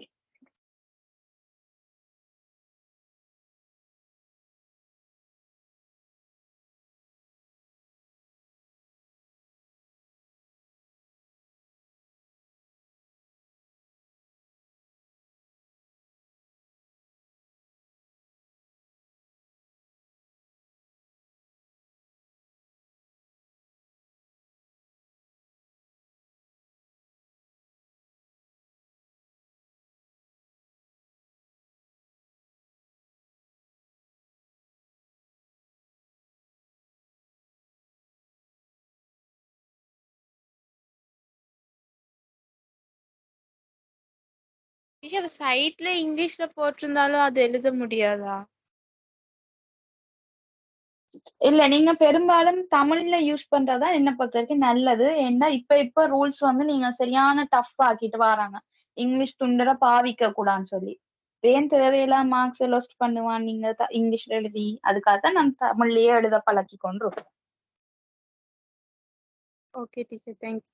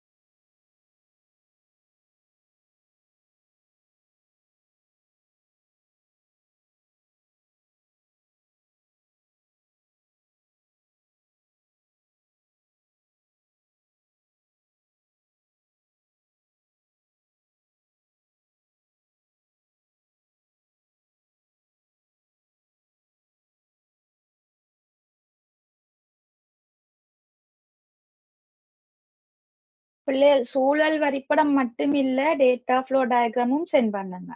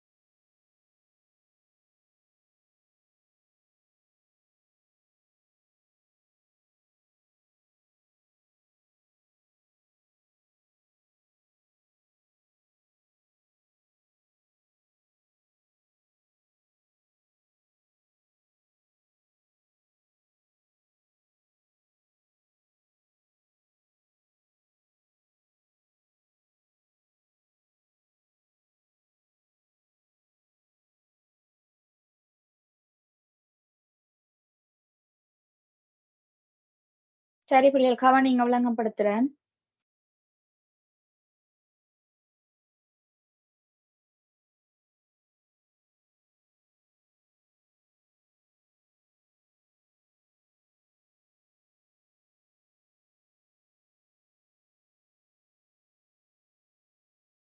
ஓகே, இதுல வந்து பாத்தீங்கன்னு சொன்னா உங்களுக்கு சூழல் வரைபடமும் கேட்டிருக்காங்க, டேட்டா ஃப்ளோ டயக்ராமும் கேட்டிருக்காங்க. சிம்பிளான ஒரு டயக்ராம் தான் பிள்ளை, பெரிய கஷ்டப்படுற அளவுக்கு கேள்வியே கேட்கல இதுல. அப்ப ஃபர்ஸ்ட்டுக்கு நாங்க என்னென்ன நடக்குதுன்றதை நோட் பண்ணிட்டு பிறகு நான் உங்களுக்கு எப்படி ட்ரா பண்றேன்னு காட்டித்தாரேன். பதிவு அஞ்சல் மூலம் அனுப்பப்படும் ஒரு கடிதத்தை ஓர் அஞ்சல் அலுவலகத்தில் ஒப்படைப்பதற்கான 3 கட்ட நடைமுறை பின்வருமாறு. அஞ்சற்கட்டணத்தை துணிதல், இதுல ஒரு செயற்பாடு நடக்குது. அப்ப எங்களுக்கு வந்து அஞ்சற்கட்டணத்தை துணிதல் என்றது வந்து ஒரு செயற்பாடே தவிர எங்களுக்கு வந்து இது வந்து என்டிடியாகவோ அப்படி எதுவுமே வரப்போறது இல்லை. சரி, அஞ்சற்கட்டணத்தை துணிதல். வாடிக்கையாளர் கடிதத்தை பதிவு செய்யும் கர்மபீடத்தில் ஒப்படைக்கின்றார். அப்ப பதிவு செய்யும் கர்மபீடத்துல அவர் கடிதத்தை கொண்டு ஒப்படைக்கிறார். யாரு? வாடிக்கையாளர். வாடிக்கையாளர் வந்து ஒரு என்டிட்டியாக வரப்போறார். கடிதம் நிறுக்கப்பட்டு உரிய நிறைக்கான அஞ்சற்கட்டணம் ஒரு அட்டவணையிலிருந்து வாசிக்கப்படுகிறது. அப்ப கடிதத்தை வந்து நிறுக்குறாங்க, நிறுத்து அதுக்கான அஞ்சற்கட்டணம் என்னன்னு வாசிக்கிறாங்க. வாசிச்சுட்டு கர்மபீடத்திலே கடிதத்தில் அஞ்சற்கட்டணம் எழுதப்பட்ட அக்கடிதம் வாடிக்கையாளரிடம் வழங்கப்படுகிறது. அப்ப கடிதத்துல வந்து அஞ்சற்கட்டணத்தை எழுதி வந்து அந்த வாடிக்கையாளருக்கு வழங்குறாங்க. முத்திரைகளை வழங்க போறது அடுத்தது. வாடிக்கையாளர் அஞ்சற்கட்டணம் எழுதப்பட்ட கடிதத்தை உரிய அஞ்சற்கட்டணத்துடன் முத்திரை கர்மபீடத்தில் ஒப்படைக்கிறார். அஞ்சற்கட்டணத்துக்கான முத்திரைகளும் கடிதமும் உரிய மீதி பணம் எதுவும் இருப்பின் அம்மீதி பணத்தோட முத்திரை கர்மபீடத்துல வாடிக்கையாளருக்கு வழங்கப்பட போகுது. அப்ப என்ன நடக்க போகுது? அவருக்கு வந்து அந்த கடிதத்தை மேல அந்த நிறுத்து அவருக்கு எவ்வளவு அஞ்சற்கட்டணம் என்று எழுதின அந்த இது வந்து எடுத்துக்கொண்டு போயிட்டு வாடிக்கையாளர் என்ன செய்யற, அதுக்கான அந்த அஞ்சற்கட்டணத்தோட இப்ப ஒரு கடிதத்தை கொண்டு கொடுத்தோம்னு சொன்னா, நீங்க ரெஜிஸ்டர் போஸ்ட்டுக்கு போனீங்கன்றாலே உங்களுக்கு தெரியும் பிள்ளை. ரெஜிஸ்டர் போஸ்ட்டுக்கு போனோம்னா ஃபர்ஸ்ட்டுக்கு லெட்டரை வேண்டி நிறுப்பாங்க, நிறுத்திட்டு அதுக்கு எவ்வளவு கட்டணம் நாங்க கட்டணும்னு சொல்லி இருக்கு. அதை பேர்ந்து எழுதி கொண்டு வந்து அந்த கட்டண காசோட இன்னொரு இடத்துல நாங்க கொடுக்கும் போது அங்க வந்து எங்களுக்கு அந்த காசை பெற்றுக்கொண்டு ஒரு முத்திரை, அது இந்த மீதி பணம் இருந்தா மீதி பணத்தோட முத்திரை கிடைக்கப்படும். அதுக்கு பிறகு பாருங்க என்ன நடக்குதுன்னு, கடிதத்தை பதிவு செய்ய போறாங்க. இப்ப வாடிக்கையாளர் கடிதத்தில் முத்திரைகளை ஒட்டி அக்கடிதத்தை பதிவு செய்யும் கர்மப்பிடத்தில் ஒப்படைக்கிறார். இப்ப பதிவு செய்யற கர்மப்பிடத்துக்கு ஒப்படைச்சு கடிதத்தை ஏற்றுக்கொண்டு பதிவு செய்யும் கர்மப்பிடம் கடிதத்தை ஏற்றுக்கொண்டு தனித்துவமான அடையாள மறிக்குறி முறை உள்ள பதிவு அஞ்சல் சுட்டுத்துண்டை கடிதத்தில் ஒட்டி அனுப்புனரினதும் பெறுநரினதும் தகவல்கள் திகதி செலுத்திய கட்டணம் ஆகியன இடம்பெறும் ஒரு பற்றுச்சீட்டு வாடிக்கையாளரிடம் வழங்கப்பட போகுது. அப்ப பற்றுச்சீட்டு வாடிக்கையாளருக்கு வரப்போகுது. இப்ப இது இவ்வளவு விஷயத்தையும் வச்சுக்கொண்டு நாங்க எப்படி இதை வரைய போறோம்னு பார்ப்போம். சரியா? அப்ப எப்படி வரைய போறோம்னு பார்ப்போம்.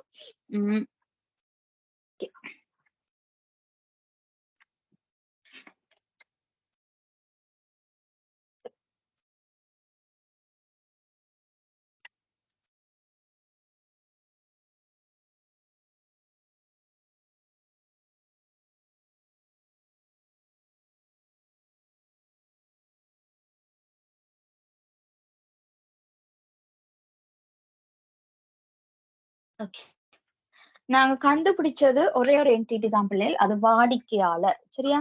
இப்ப வாடிக்கையாளர்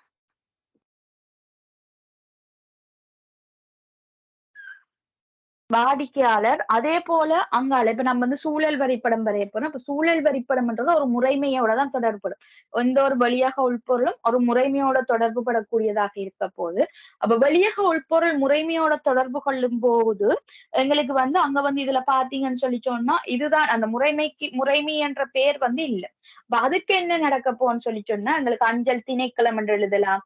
அல்லது பாத்தீங்கன்னு சொல்லி சொன்னா பதிவு அஞ்சல் மூலம் அனுப்பப்படும் ஒரு கடிதத்தை ஒரு அஞ்சல் அலுவலகத்தில் ஒப்படைப்பது. ஓகே, அப்படி என்ன இப்படி செய்வோம். பதிவு அஞ்சல் முறைமை என்று எழுதலாம். பதிவு அஞ்சல் முறைமைன்னு சொல்லி எழுதலாம். அப்ப முறைமைக்கு நான் பேர் வைக்கிறேன் பதிவு அஞ்சல் முறைமை. ஒரு செவ்வகப்பட்டியா வரும்னு சதுரம் மாதிரி நினைக்கிறேன். கொஞ்சம் லாங்கா செவ்வகப்பட்டியா வரைஞ்சிங்கன்னா சரி ஒரு முறைமைக்கு. சரி, இப்ப இனி என்ன செய்ய போறோம், எங்களோட சூழல் வரிப்படம்னா ஜஸ்ட் என்ன நடக்குதுன்ற ஃப்ளோ மட்டும்தான் காட்டும். இப்போ ஓர்டரா நாங்க ஃப்ளோ காட்டினோம்னா சரி. அப்ப ஓர்டரா காட்டும் போது முதலாவது என்ன செய்யறாருன்னு பாருங்க, வாடிக்கையாளர் கடிதத்தை பதிவு செய்யும் கர்மபீடத்தில் ஒப்படைக்கின்றார். அப்ப கடிதத்தை ஒப்படைக்கிறார் வாடிக்கையாளர். அப்ப என்ன இவர்கிட்ட இருந்து ஒரு அம்புக்குறி போகுது, கடிதம். சரியா? கடிதம் போகுது. போனதுக்கு பிறகு கடிதம் நிறுக்கப்பட்டு உரிய நிறைக்கான அஞ்சற் கட்டணம் ஓர் அட்டவணையிலிருந்து வாசிக்கப்பட்டு கர்மபீடத்திலே கடிதத்தில் அஞ்சற் கட்டணம் எழுதப்பட்டு அக்கடிதம் வாடிக்கையாளர் எழுது. அப்ப அந்த கடிதத்துல என்ன நடக்க போகுது, அவருக்கு தேவையான உரிய அஞ்சற் கட்டணம் என்னன்னு எழுதுறாங்க. அப்ப இங்க எழுதிட்டு கொடுக்குறாங்க. அப்ப அடுத்த அம்புக்குறி சொல்றாங்க உரிய அஞ்சற் கட்டணம்.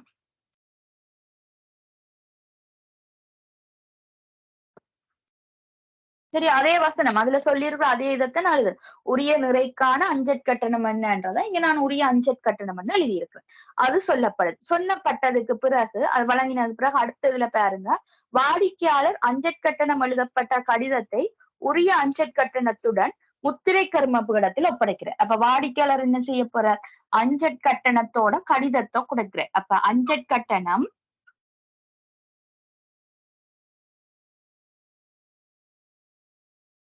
சமா போடலாம் அல்லது பிளஸ் போடலாம். ரெண்டுமே பயன்படுத்தக்கூடிய வடிவம் தான் பிள்ளைகள். பிளஸ் கடிதம்னு நான் போடுறேன். சரியா? ரெண்டுமே அவர் ஒப்படைக்கிறாருன்னு நான் எழுதுறேன். இதுல நீங்க கமா போட்டாலும் பிழை இல்லை. கொடுக்கப்பட்டதுக்கு பிறகு அடுத்தது பாருங்க, அஞ்சற் கட்டணத்திற்கான முத்திரைகளும் கடிதமும் உரிய மீதிப்பணம் எதுவும் இருப்பின் அம்மீதி பணத்துடன் முத்திரை கர்மபீடத்தில் வாடிக்கையாளரிடம் வழங்கப்படும். அப்ப முத்திரையும் அதோட பேலன்ஸ் இருந்த அந்த அமௌண்ட்டும் கொடுக்கப்பட போகுது. அப்ப பாருங்க, அடுத்ததா போடுறேன் முத்திரை பிளஸ் மீதி பணம். ஓகே, இதுல பிளஸ் எழுதாம நான் கமா போட்டுக்கொள்வேன். சரியா? ரெண்டுமே பொருந்தக்கூடியபடியா நான் ரெண்டையும் யூஸ் பண்றேன். மேல பிளஸ் பாவிச்சுக்கேன், இங்க கமா போட்டிருக்கேன். மீதி பணம். சரியா? மீதி பணம் கொடுக்கப்பட்டாச்சு. அடுத்தது பாருங்க, கடிதத்தை பதிவு செய்தல். இதுல என்ன நடக்குன்னு பார்க்கலாம். வாடிக்கையாளர் கடிதத்தில் முத்திரைகளை ஒட்டி அக்கடிதத்தை பதிவு செய்யும் கர்மபீடத்தில் ஒப்படைக்கிறேன். அப்ப என்ன, முத்திரை ஒட்டப்பட்ட கடிதம்.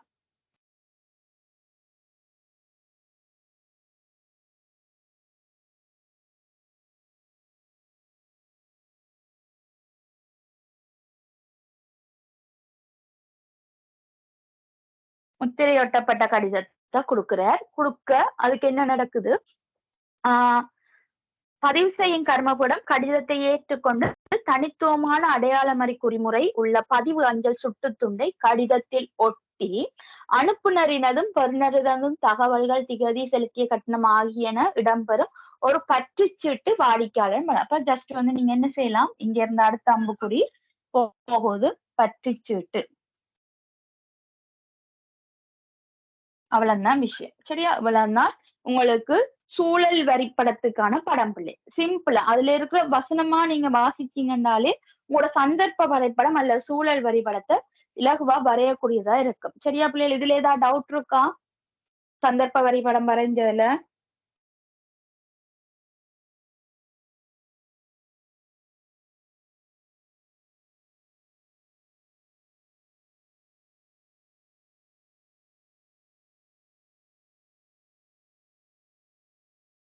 இல்ல மிஸ்.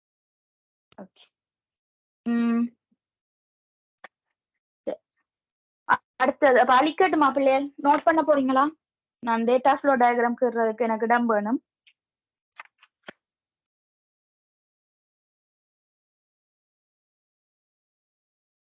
ஓகே, அழிக்கிறேன். இந்த டேட்டா ஃப்ளோ டயக்ராமுக்கு தான் பிள்ளைகள், அதாவது டேட்டா ஃப்ளோ டயக்ராம் ஒரு முறைமை உள்ளுக்குள்ள என்ன நடக்குதுன்றதையும் காட்டுறவர் தானே. ஆகவே இந்த டேட்டா ஃப்ளோ டயக்ராமுக்கு நாங்க பாருங்க, ஒன்று வாடிக்கையாளர்ன்றது நாங்க கண்டுபிடிச்சிருக்கிற ஒரு என்டிட்டி, அது பிரச்சனை இல்லை. இவருக்கு இந்த ப்ரோசஸ் பாக்ஸுக்கு, சரியா, ப்ரோசஸ் பாக்ஸுக்கு என்ன செய்யறோம்னு சொன்னா, இதுல இந்த கர்மபீடம் சொல்லப்பட்டிருக்கு தானே, அந்த கர்மபீடங்கள் ஒவ்வொன்றும் ஒவ்வொரு ப்ரோசஸ் பாக்ஸா வர போறாங்க. சரியா? ஏண்டா எனக்கு முதலாவது கர்மபீடம் பாத்தீங்கன்னு சொல்லி சொன்னா பதிவு செய்யும் கர்மபீடம்.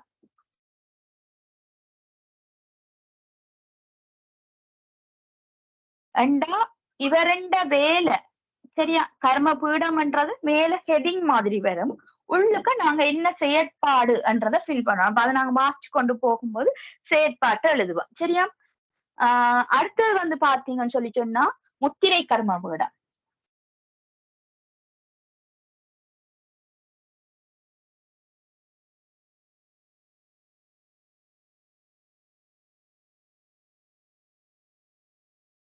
அதுக்கு அடுத்ததா பாத்தீங்கன்னு சொல்லி சொன்னா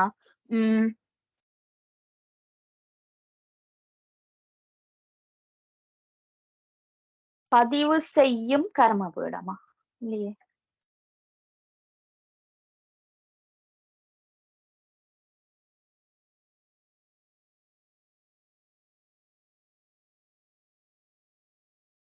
ஓகே. ரெண்டு கர்மபீடம் இருக்கு, ரெண்டு கர்மபீடத்தை நான் நோட் பண்ணிட்டேன். அப்ப மிச்சம் ப்ரோசஸ் உங்களுக்கு இருக்குன்னு சொன்னா போடுவோம். சரியா? முதலாவது வசனத்தை பாரு, அஞ்சற் கட்டணத்தை துணிதல். அதுக்குதான் என்ன செய்திருக்காங்க, உள்ளுக்கு செயற்பாடு. அப்ப அந்த ப்ரோசஸ் தான் எங்களுக்கு இந்த இடத்துல எழுத போறோம். அஞ்சற் கட்டணத்தை துணிதல்.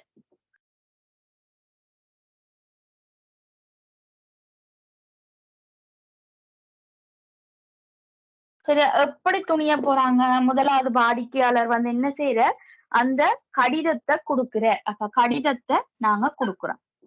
கடிதம் போகுது வாடிக்கையாளர்கிட்ட. கடிதம் போனோன்னு அதுக்கு அடுத்ததா என்ன செய்யறாங்க, அந்த நிறைய செய்துட்டு அளந்துட்டு அதுக்கான அஞ்சற் கட்டணம் எவ்வளவுன்றத சொல்லப்பட்டிருந்தது. அப்ப என்ன நடக்க போகுது, அங்க இருந்து அஞ்சற் கட்டணம் சொல்லப்பட போகுது. அவ்வளவுதான் எங்களுக்கு வரப்போகுது. அப்ப அஞ்சற் கட்டணம்.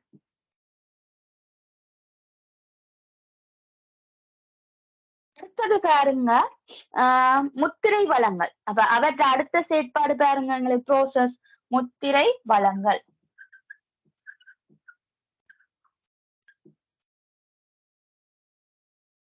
இவர் என்ன செய்ய போறார், அந்த அஞ்சற் கட்டணத்தோட கடிதத்தை கொண்டே வாடிக்கையாளர் கொடுக்க போறார்.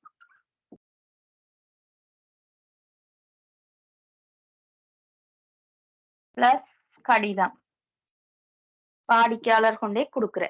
கொடுத்ததுக்கு பிறகு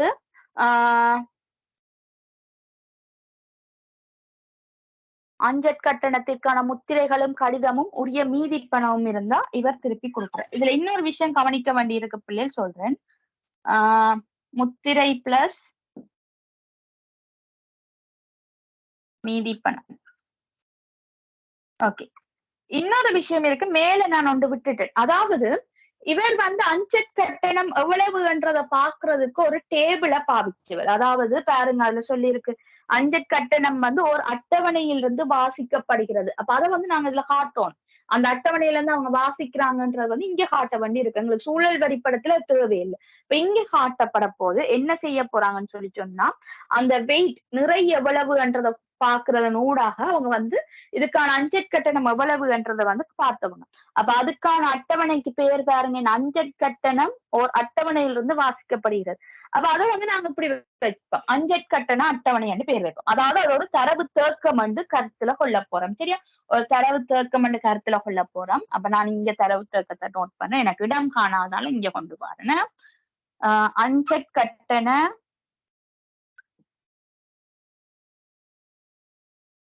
அட்டவணை.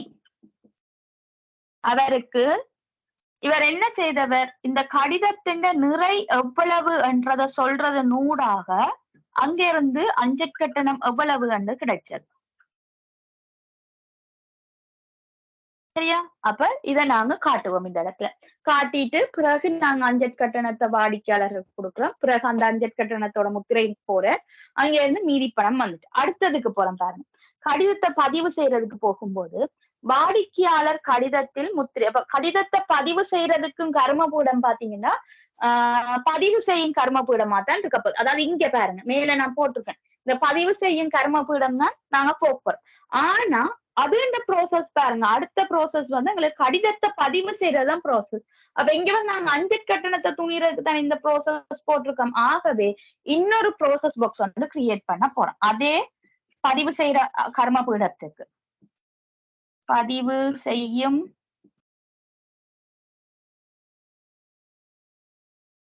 கர்மபீடத்துக்கு என்னது அவற்ற வேலை, கடிதத்தை பதிவு செய்தல்.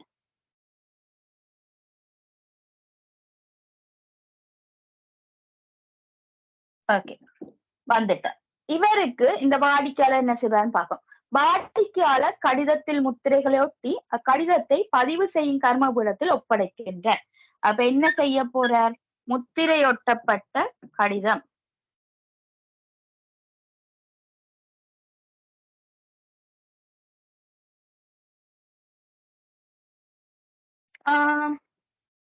பதிவு செய்யும் கர்மபீடம் கடிதத்தை ஏற்றுக்கொண்டு தனித்துவமான அடையாள குறிமுறை உள்ள பதிவு அஞ்சல் சுட்டுத்துண்டை கடிதத்தில் ஒட்டுகிறது. அப்ப அது செய்யற வேலைய வந்து நாங்க இங்க காட்ட தேவையில்லை. அதாவது அவர் பதிவு செய்கிற என்றதான் அதுல இருக்கு. சரியா, ஒட்டி அனுப்புனரிடம் பெருநன் தகவல் கட்டண ஒரு பற்றுச்சிட்டு வாடிக்கையாளர். ஓகே, அப்ப என்ன நடக்க போகுது, இந்த பற்றுச்சீட்ட இவர் வழங்குறார்.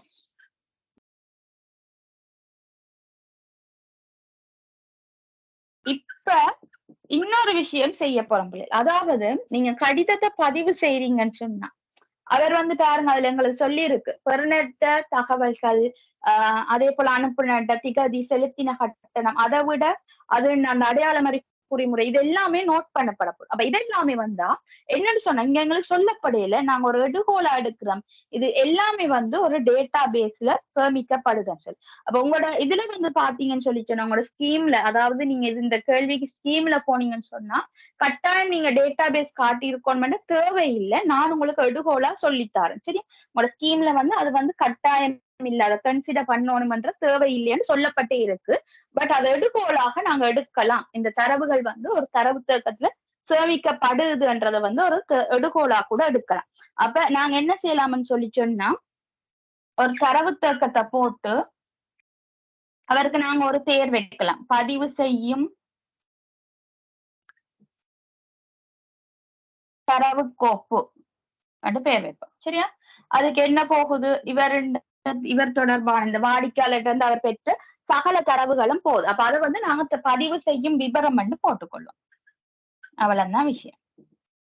எடுகோலா எடுத்துக்கொள்றோம். இது வந்து சேமிக்கப்படுதுன்றத ஒரு எடுகோலா எடுத்துக்கொள்றோம். இது கட்டாயம் இல்ல, இப்படி வரலாம்ன்றத சொல்லித்தாங்க. சரியா பிள்ளை, இது செய்தது விளங்கிச்சா? அதுல ஏதாவது டவுட் இருக்கா யாருக்காவது?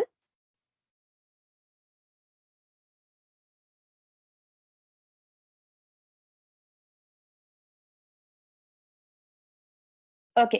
அப்ப உங்களுக்கு 2021ஆம் ஆண்டு கேள்வி வந்து ஹோம்வொர்க் அனுப்பி இருக்கிறேன். அந்த கேள்வி செய்யுங்க. செய்த ஆன்சர் சென்ட் பண்ணுங்க. அதாவது 2021ஆம் ஆண்டுல வந்து ஸ்ட்ரக்சர் கேள்வி அது. சரியா? ஸ்ட்ரக்சர்லாம் உங்களுக்கு இந்த டேட்டா ஃப்ளோ டயக்ராம் வந்திருந்தது. அது தொடர்பான கேள்வி உங்களுக்கு அனுப்பி இருக்கிறேன். பேப்பர் இருக்கிறார்கள், பேப்பர்ல எடுத்து பார்த்து செய்து கொள்ளுங்க. சரியா? செய்துட்டு தயவு செய்து ஆன்சர் அனுப்புங்க. ட்ரை பண்ணுங்க பிள்ளைங்க. ட்ரை பண்ணா தான் செய்ய இயலும். நான் இவ்வளவு இந்த பேப்பர்ஸ்கள் எடுத்து மினக்கறதுக்கு ரீசன் இது வளமையா கட்டாயமா வர்ற கேள்வி என்றபடியா, ஒவ்வொரு இயரும் வார கேள்வி என்றபடியா மினக்கறேன். அவ்வளவுதான். அதுக்காக தான் இவ்வளவு மினக்கட்டு இருக்கேன். தயவு செய்து பிராக்டிஸ் பண்ணுங்க. வேற டவுட் இருக்கா பிள்ளைகள் இந்த கிளாஸ்ல யாருக்காவது?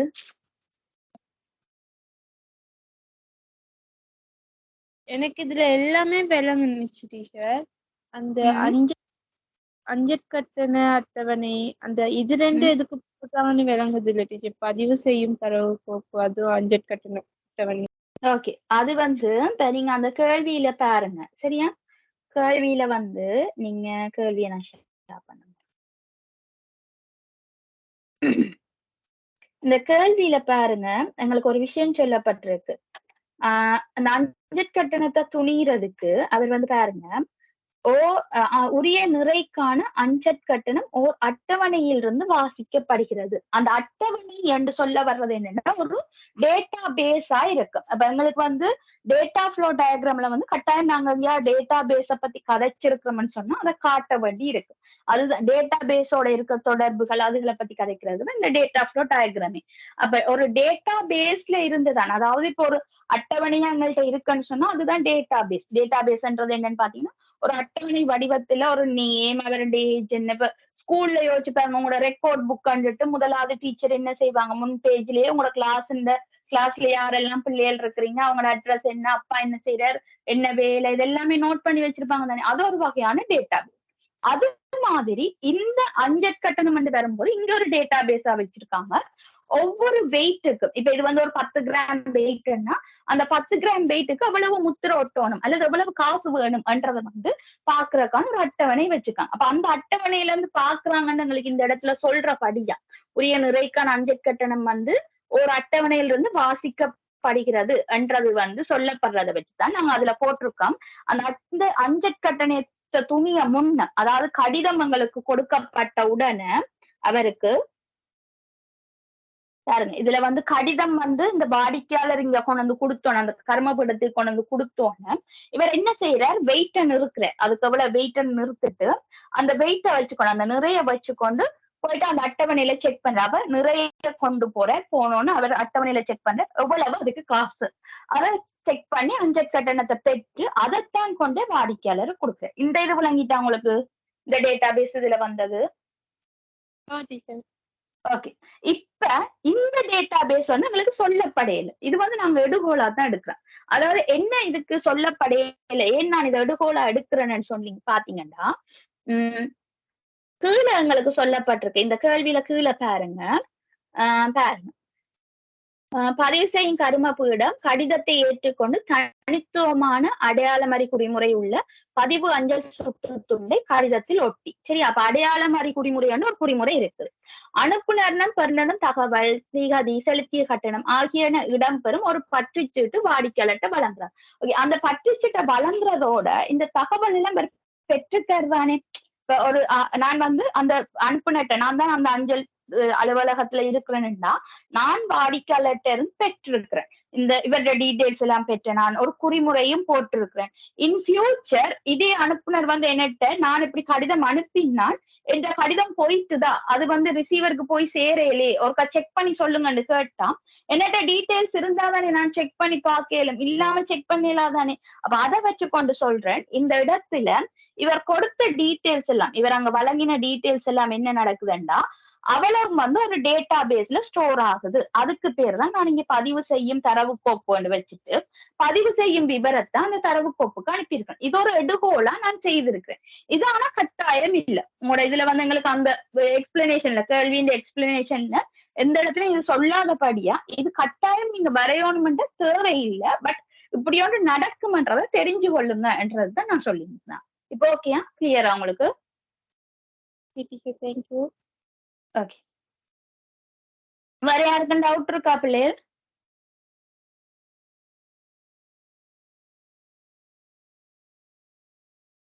ஓகே, அப்ப கிளாஸ் முடிக்கிறேன். ஹோம்ஒர்க் வந்து டெலிகிராம்ல அனுப்பி இருக்கிறேன், செய்யுங்க. செய்து எனக்கு ஆன்சர் சென்ட் பண்ணுங்க. தயவு செய்து அனுப்புங்க பிள்ளை. டெய்லி இப்படி கெஞ்ச வைக்காதீங்க என்ன, சரியா? உங்களோட நன்மைக்கு தான் செய்ய வைக்கிறேன். ஓகே, பாய், குட் நைட் எல்லாருக்கும். டீச்சர் ஒரு நிமிஷம் இருங்க, இதை நோட் பண்ணிக்கிறேன். நோட் பண்ணுங்க.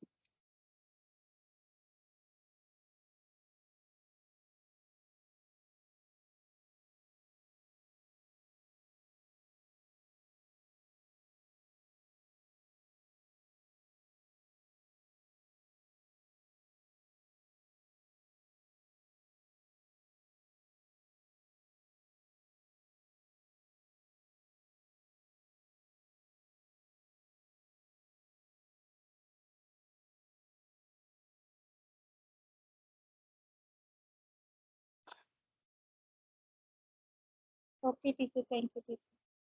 ஓகே, வெல்கம், பாய்.